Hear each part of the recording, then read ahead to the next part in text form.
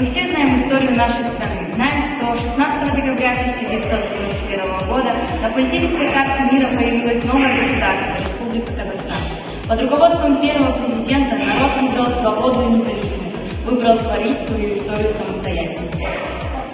Қазақстан Республикасы жүз отыздан астам ұлт өмір сүреді. Әр ұлттың тілі қайнар судың тұнығындай мөлдір. Әр ұлттың әні, үні бізге аса қымбат. Елдің басы еліме үлкен айдар әділі. Тұнығындай мөлдір. Ортада аспан әлемі. Құт береке шаңырақ. Орын алар ол көрден қанатты қос арғымақ.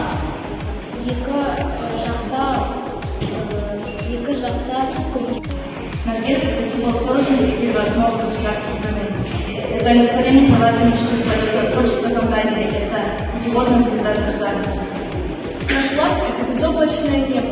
Это символ единства всех народов Казахстана. Это символ жизни и развития страны. Наш гимн – это торжественная песня, произнесшая всю жизнь казахского народа. В нем звучит величие нашего народа, который выбрал свободу и независимость. Наше знание и независимость, наша цель – мир и благоденствие.